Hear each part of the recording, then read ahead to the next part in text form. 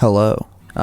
What's up? My name is Nolan, and a few of you guys have been asking to kind of do some sort of a breakdown for Treading Water in terms of how I made it, which I thought was kind of a cool idea. I've never really done anything like this before, but what I do want to say is before we get started, I just want to not take too much time, but I just want to say thank you guys so very much for the support for Treading Water. For those who don't know, I was like working on the song for like over a year.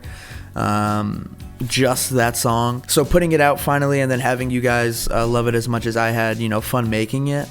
It's such a rewarding feeling. So I just want to throw that out there, just say thank you real quick. I wasn't trying to get like corny or anything like that, but yeah. All right, so let's hop into the GarageBand session, which when I say that, I feel like a lot of people are going to be surprised, but yeah, I recorded this song in GarageBand, not Pro Tools, not Logic.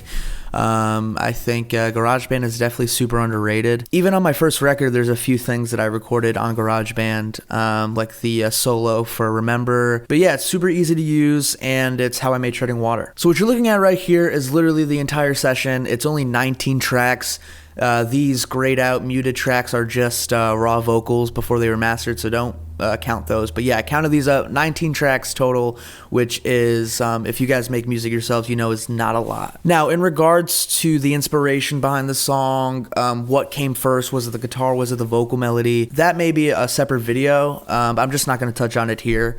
I'm just going to focus more on how I recorded everything. So to start things off, I just want to get these two things out of the way real quick. The song starts off with a sample that I took from my graduation that happened in June of last year. I had the honor of playing at my school's graduation, and our principal introduced me, and it was recorded on film. I had this video, and I just thought it was such a cool way that she said it. So when it came time to like finalizing Treading Water, I didn't just want to start off with the guitars coming in, and it just worked perfectly. I put some fuzz over it, kind of a telephone effect, and by itself it sounds like this. All right, Mr. Nolan Leite, the stage is yours. And then the track ends with just this wave, just ocean sound effects that I found online.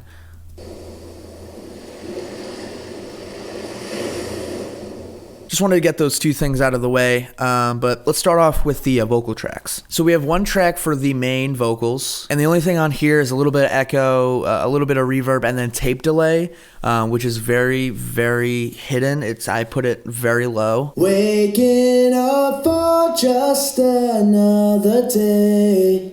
The next vocal track we have are the background vocals, kind of the harmonies. I keep on treading water as long as I'm with you.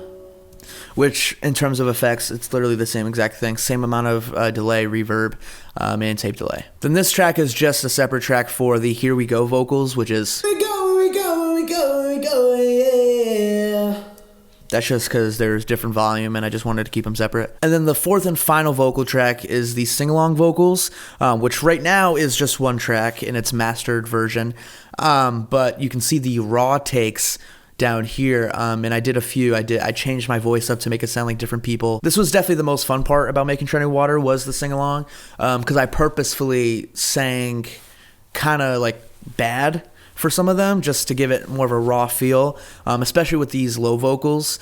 So instead of, I did a few tracks where it was just la la la la, but then I did a few where I kind of got a low voice and I kind of sang like bad on purpose, kind of like this. La la la la la la la la. A few fake laughs in there, just make it authentic. I kind of got the same vibe, but I did it with kind of a nasally voice, and I la la, and I did that. La la la la la la la la. It sounds awful by themselves, but when you put it, in the final song, it just came out great. Then I did 2 takes of acoustic guitars. And I panned them, not hard left and hard right. I did about -20, +20. Cool thing about the acoustic tracks, I panned them a little bit to either side, but also I added a stereo spread regardless. So even though it's panned to the left or right, it still has a stereo spread plugin on it. And then I also have a chorus on here, which is very simple. And that's on both tracks. A little bit of reverb, and then both of those sound like this.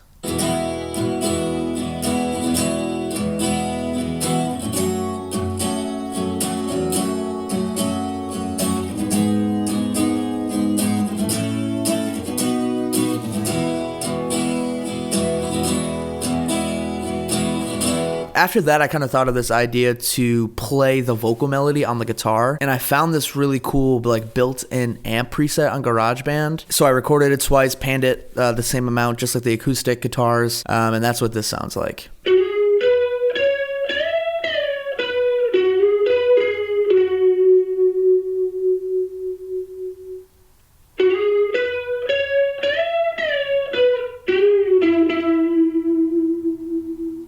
And for those of you who are fans of the Beatles, more specifically George Harrison's like solo stuff, this almost sounds kind of like the My Sweet Lord guitar. And that's exactly what I thought of when I heard this amp plugin. And literally the last guitar track that I did was this background guitar during the second part of the verses into the chorus. But it's literally the same exact sound as the guitar melody thing.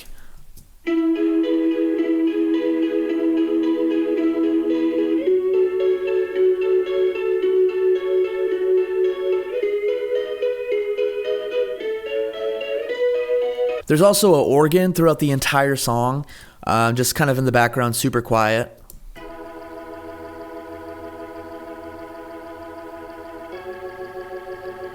I also put a choir into the background when the chorus is playing.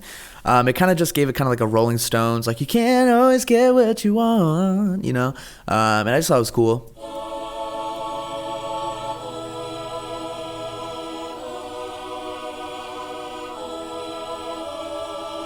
And it's literally the organ track copy and pasted in terms of chords.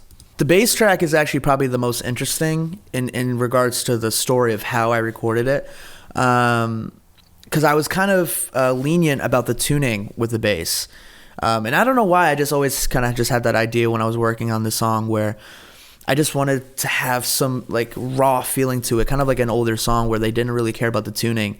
Because nowadays, for those who are musicians, after every take, you should retune your instrument just so it's perfect every single time. But with Treading Water, I just tuned the bass once, and then I did a few takes. I think it was like the fifth take. I finally got a take where I was happy, and it was just working off of that first tuning that I did. So I'm saying this to say that the bass, it's a little naturally detuned, and like I said, I just think it just gave it that more warm throwback feeling where like you listen to a song from back in the day, and like the guitar and the bass are almost in two different keys because they're so out of tune. And I didn't want to go that crazy with it because I mean, you listen to the song, you can't even tell, but it's just slightly out of tune where I didn't do it on purpose. It was just more, like I said, a natural untuning of the bass over time. And this is just a built-in bass amp, but here's what the intro sounds like on the bass track.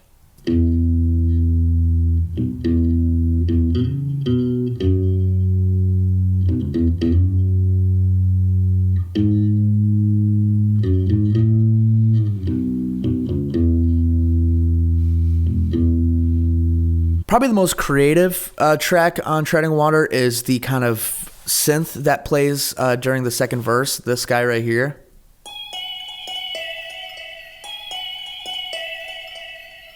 It's very simple, but I just kind of added that modern element to this kind of throwback sounding song. I kind of just wanted to kind of mix the best of both worlds. And that's just a built-in GarageBand instrument. It's called Splatter Tables. But now we're in the final stretch, just talking about the drums, percussion. So the drums for Treading Water are all MIDI files, which for those who don't know, I play them on my keyboard for my iMac. And the kick and snare track is actually a drum machine, not even like a MIDI drum set.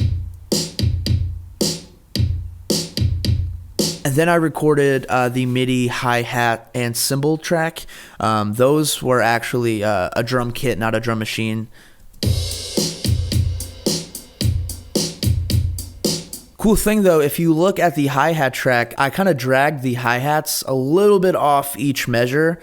Because when you have them all like this, right on each measure, it just sounds very robotic. So I dragged it over a little bit just to give it a little bit more of a realistic, authentic feeling. And then pan to the left and right, I have a shaker track and a tambourine track. These are just loops that are in GarageBand. But yeah, that is literally all of Treading Water. If you guys have any other questions, just let me know.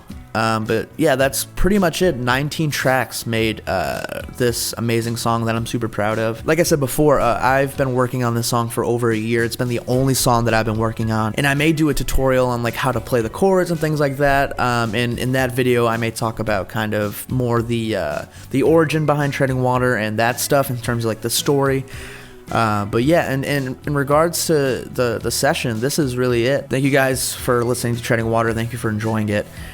Keep streaming it. Let me know what you think about it. Hopefully you guys enjoy this, whether you yourself make music or you're just a fan who is interested in the behind the scenes of making a song. Hope you guys enjoy it. All right, that's all I got. Peace out. Thank you. Bye.